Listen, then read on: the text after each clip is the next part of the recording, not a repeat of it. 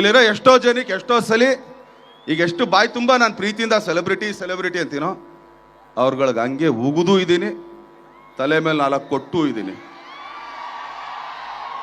ಏನಕ್ಕೆ ಈ ಮಾತು ಹೇಳ್ತೀನಿ ಅಂತಂದ್ರೆ ಎಲ್ಲರೂ ಸ್ವಲ್ಪ ಸೈಲೆಂಟಾಗಿ ಕೇಳಿಸ್ಕೋಬೇಕು. ಜನ ಇರ್ಲೆ ಏಯ್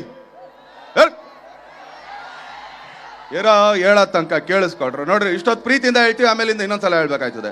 ಇರೋ ಏನಕ್ಕೆ ಈ ಮಾತು ಹೇಳ್ತಾ ಇದ್ದೀನಿ ಅಂದರೆ, ದಯವಿಟ್ಟು ಎಲ್ಲ ಸೆಲೆಬ್ರಿಟಿಗಳು ಇದು ಕರ್ನಾಟಕದಾದ್ಯಂತ ಎಲ್ರಿಗೂ ಇದೊಂದು ಮೆಸೇಜ್ ಹೋಗ್ಲಿ. ಇಲ್ಲಿ ನೀವು ಇಷ್ಟು ಜನ ಇದ್ದೀರಾ, ದಯಮಾಡಿ ನಾನು ಗಾಡಿ ಓಡಿಸ್ಬೇಕಾದ್ರೆ ಅಕ್ಕಪಕ್ಕ ಬೈಕ್ಗಳಲ್ಲಿ ಬರಬೇಡ್ರಿ.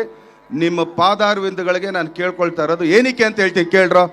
ಏನಕ್ಕೆ ಅಂತ ಹೇಳ್ತೀವಿ ಇಲ್ಲ, ನೀವು ಬರೀ ಒಂದು ಮೊಬೈಲ್ ಅದೊಂದು ಹಿಡ್ಕೊಂಡು ಒಂದು ಲೈಕ್ಸು ಒಂದು ಕಮೆಂಟ್ಸು ಫೋಟೋಯಿಂದ ಜೀವನ ಹಾಳು ಮಾಡ್ಕೋಬೇಡ್ರಿ. ನಾವು 110, 120 ಹೋಗ್ತಾ ಇರ್ತೀವಿ.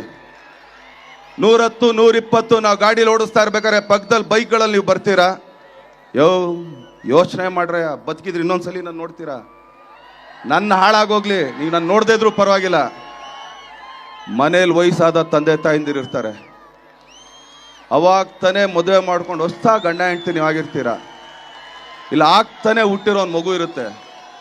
ನಿಮಗೇನಾದ್ರು ಹೆಚ್ಚು ಕಮ್ಮಿ ಆದರೆ ನಿಮ್ಮ ಮನೆಯವರು ಸಾಯೋ ತನಕ ನನ್ನನ್ನು ದೂಷಿಸ್ತಾರೆ. ಅದು ನಿಮ್ಗಿಷ್ಟನಾ? ಅದು ನಿಮ್ಗಿಷ್ಟನಾ?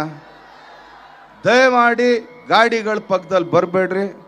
ದಯಮಾಡಿ ನಿಮ್ಮ ಪಾದಗಳಿಗೆ ನಾನು ಇಲ್ಲಿಂದ ಕೇಳ್ಕೊಳ್ತೀನಿ. ಯಾಕಂದರೆ ಇದೊಂದು ಮೆಸೇಜ್ ಇರಲಿ ನಿಮಗೆ.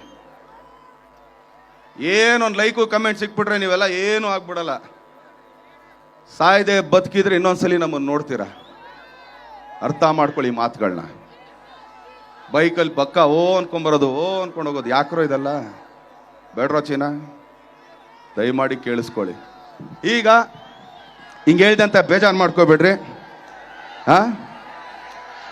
ಏನಕ್ಕೆ ಅಂತೆ, ನಮ್ಮ ಉತ್ತರ ಕರ್ನಾಟಕ ಮಂದಿ ಹೆಂಗೆ ಪೇಡ ಕೊಡ್ತಾರೋ ಹಂಗೆ ರೊಟ್ಟಿ ಪಲ್ಯನೂ ಕೊಟ್ಬಿಡ್ತಾರೆ.